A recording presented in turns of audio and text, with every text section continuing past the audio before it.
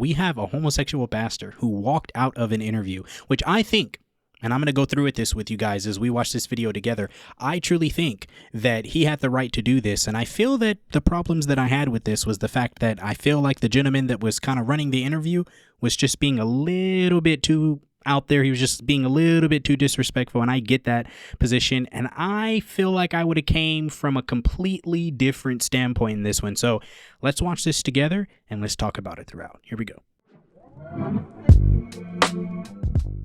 So if I read, and I don't know if it's true or not, I like to ask the person before I mention, Okay. know if it's true or not. Are you a homosexual? I am a same gender loving man. So does that mean you're a homosexual? It means that I'm a same gender loving man. But just from, I'm black and slow. Okay. And just for the record, does that mean you're a homosexual? I could be considered. I feel like this is already where the disconnect happened for me and that other gentleman. Not this gentleman here on the screen, but the other guy who's running the interview. I feel like I should know him because I feel like I've seen him around the internet a lot. But I don't. I don't know his name, don't know him from Adam. But I feel like this is where it started for me. I feel like he answered the question very clearly. You asked him, are you homosexual? He's like, I'm a same gender loving man. You know what I mean? That it's common sense. You know what it means. But I think that's his way of saying, this is the way that I'm calling it. This is what I'm calling it. This is the respectful way to approach it. That's like walking up to somebody, like if someone came up to me and they're like, hey, what's going on, black guy? And I'm like, oh, I am an American. You know what I mean? And it's like, okay, he likes to be approached to as an American, or an African American at that. So that's where it started for me, but let's keep this going. You're a homosexual. Are you considered, I don't want to think of you if you're not. I'm a homosexual. You're a homosexual? Yes. And so you're a homosexual pastor? I am a homosexual pastor, yes. How long have you been a homosexual pastor? I've been a pastor for Notice that right there. See, I feel like like I said, I don't know what his big push on the homosexual part is. And I'm going to explain that because I feel like what a lot of people are missing and a lot of people do miss about this is that which makes it so I guess you could say astounding for a lot of people who just don't really understand how God can work and how he does work. It's not saying that it's okay for him to be in his position that he's in, but the same way that God can call anyone else to pastorship and give them that calling and tell them to go forth and do what they're supposed to do, he can do that with this gentleman here. Now, what he is explaining to be is what we know in the Bible is sin. Okay, we're just making that clear. But nobody is without sin. So even the other pastors in the world and other pastors that may not be homosexual pastors, that doesn't mean they're not sinning. Lack of better words, they are something else. I don't know what they are, but it's like a blank pastor. It's either a cheating pastor or I don't know, a lying pastor, or I don't know what it is, a manipulative pastor. There's something that's there because none of us are without sin. So I feel like to kind of drill this guy in that one area in a way to kind of, I feel like condemn him was the wrong approach. I felt like I would have just maybe approached it in a way to really understand what's kind of the process, where's your mind at, and tell me what your experiences are in the spiritual realm that give you kind of the A-OK to continue doing what you're doing. 8 years senior pastor, and then before that, prior to that, I was a youth pastor. Oh, okay.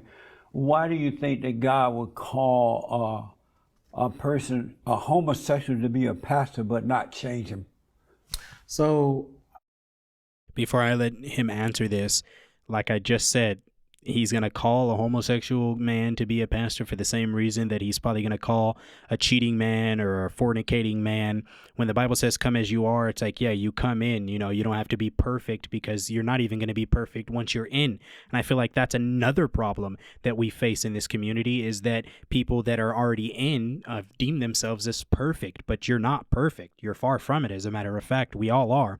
So since we're never going to be perfect, that means that especially when you come into something, you're going to be farther away than where you're going to be if you're advancing and, building that relationship and allowing God to let you change. But he's already kind of writing him off. Like, why would God call a homosexual pastor and not change him? Well, you have to ask God that question. You can't ask him that question because he's not in control of his development, if you will, or the changing and how that's going to take place. His job merely is just to have the desire to want to change and submit to that authority and that a power that can allow him to do so. Let's keep this going. I don't think that God majors where we minor. And so I think that what happens is I think that we put limits. That's the look. That's the look right there.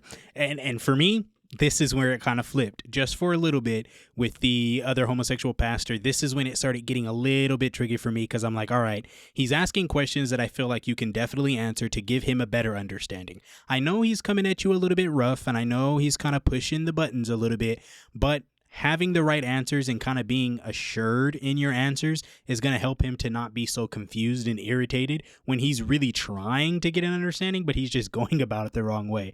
So yeah, he doesn't major where we minor. God absolutely does major where we minor. If he didn't major where we minor, then we'd all state minor. We wouldn't look for him. He is the major. He is, the Messiah. He is the Alpha, the Omega. He's done everything that we are incapable of doing alone.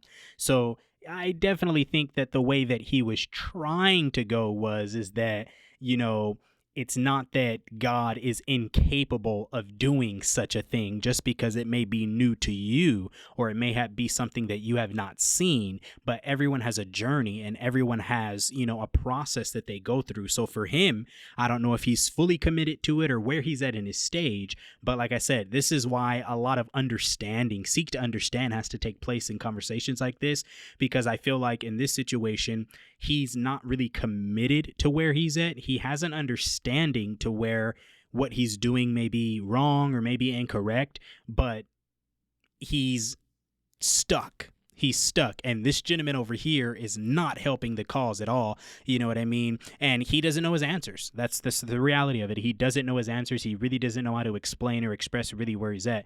The reality of it is, and the way I see it, the way I would have responded if I was in his shoes, and we're going to get this going right after this, is that God is able to do miraculous things.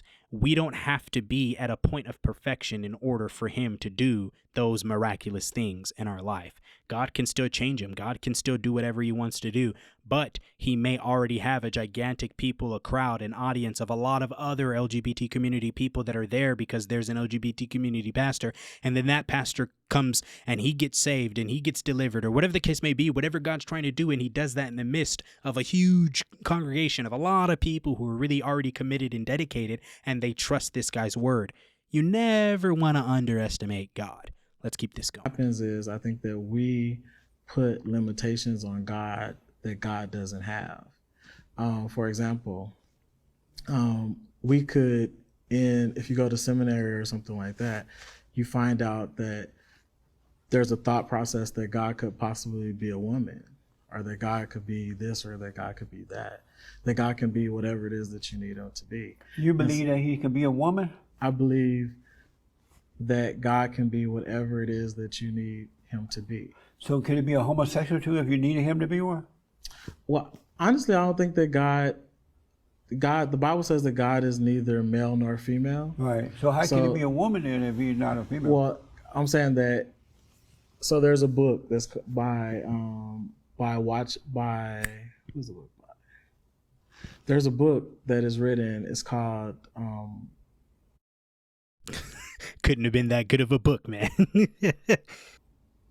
is it called? Well, that's all right by the title. What about the book? But in the book, the principles of the book talk about God swaying himself to this, and it's called The Shack by W.M. Paul Young.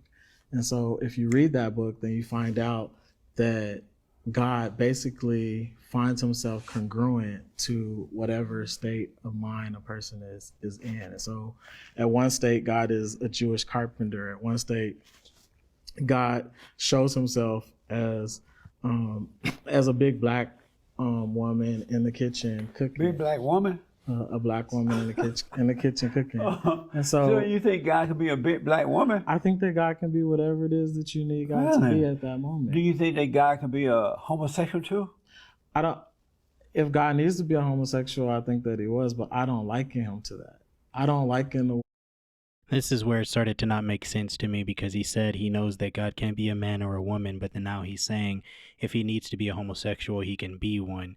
Like I said, I feel like we're moving in the wrong direction with the conversation, because he really doesn't know how to express where he's at and why he's there. I feel like what he's trying to say is that yes, God is able to do any and anything, any and everything with any and anyone in any and every capacity.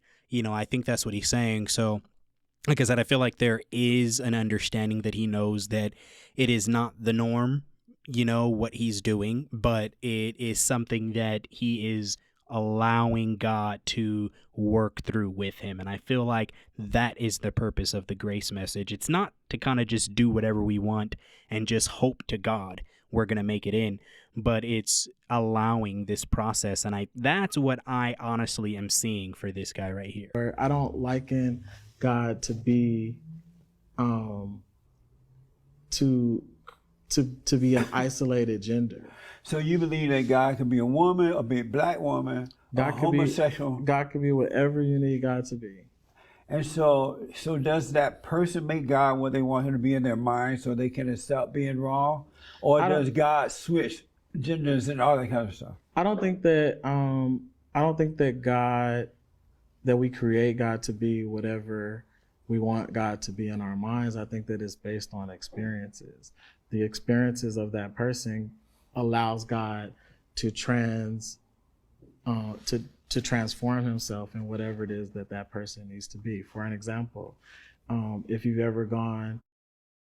This is kind of, I guess what he's saying really is kind of like, if you have a person who's suffering through like anxiety, he knows how to be anxious relief. That's really what it is. But like when it comes to like people, you know what I mean? I guess for some people who grew up without a mother or grew up without a father, yes, he knows how to be a father. He can give you that, that direction and that guidance that a father can do. Some people went without their mother. Some people don't have mother figures. So yes, I can go to God and God can give me that soft love, that warm, filling love of a mother that I didn't get naturally. I can get it spiritually. But I feel like that's where it stops.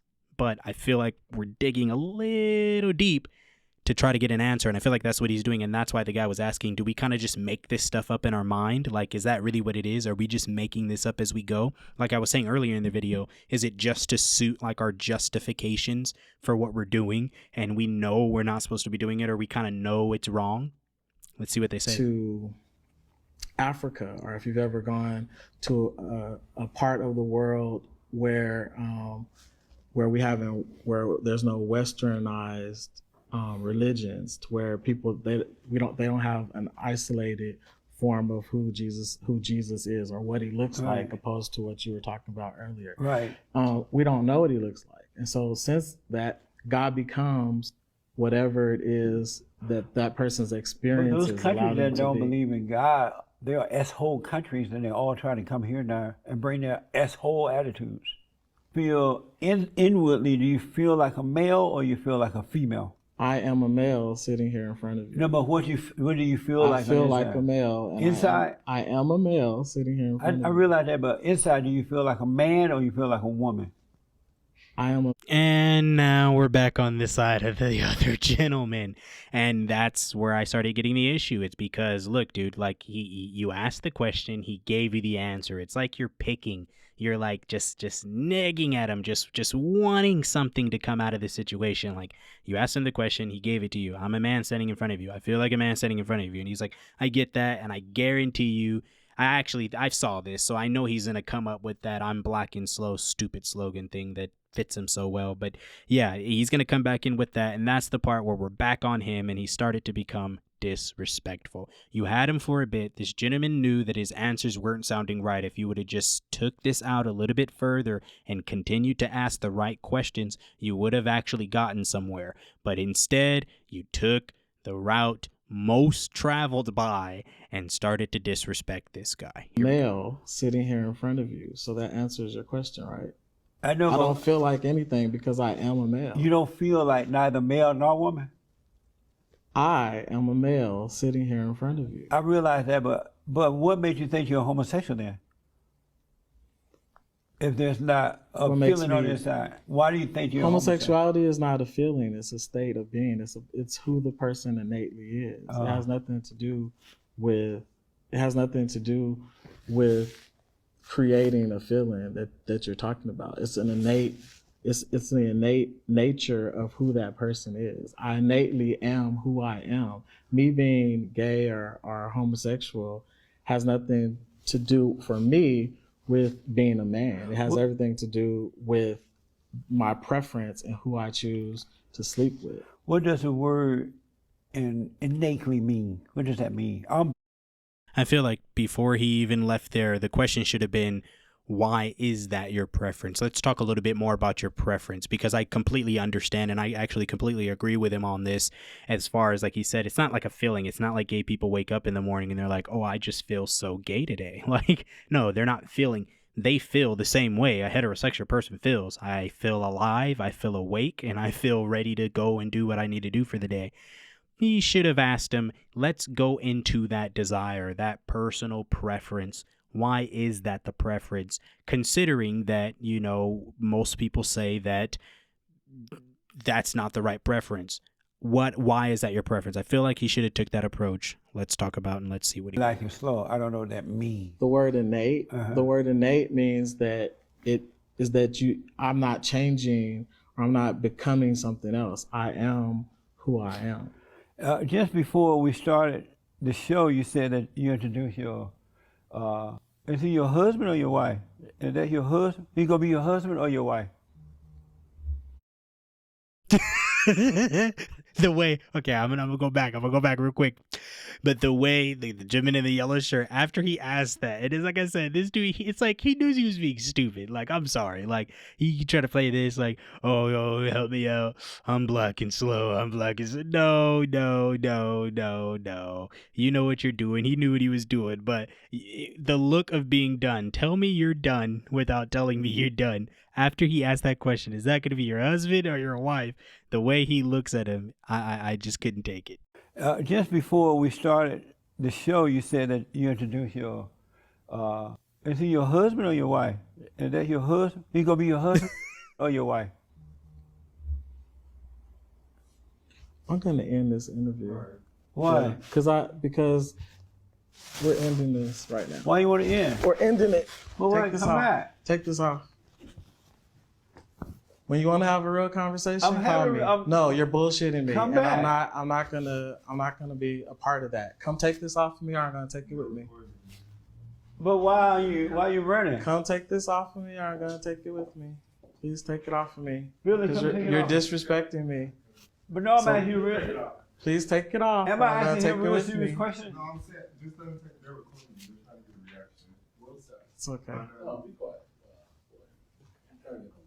No, that's not what we're Okay, doing. so Just take it off. yeah. But tell me why is you're it running. down? I'm not running, sir, but when you want to have a real conversation, We'll get. you have my information. You can But you call said me. that you're gonna. When you want to have a real conversation, You said when that you gonna want to have a marry- real You conversation, said Yeah, come on. When you want to have a real conversation, and this is where I said I agreed with him on that. Like, when you want to have a real conversation, like, you can disagree with my stance, you can disagree with me, you can like me or not like me, but we're going to have a legitimate conversation. We're going to have the right type of conversation. And when you're ready to have that kind of conversation, then let's talk. If you're not ready to have that kind of conversation and you kind of just want to be dumb, you know what I mean? And you want to play that card, oh, I'm black and slow, whatever he says for his slogan. You want to play that card? We can play that card all day, but I'm not playing that card with you here. Have a respectful conversation, and once you're ready to do that, and I can actually give you my standpoints, and let's talk off of the standpoints instead of you already coming in with an agenda that I'm wrong or that something is wrong with me. Man, we're not going to be able to have a conversation there. So this is getting ready to end, guys. I'm going to let you guys watch this out to the end, but I thank you guys for tuning in. Hit that like button for me if you like this. I'm Rob Lee. Consider subscribing if you haven't already, and I'll see you guys in the next one. Till you gonna marry this guy. when you want to have, he's a guy. You're calling him a female. You're being disrespectful. I asked if you gonna call him husband or wife. Come back. Do you want to be interviewed? Oh. Amazing.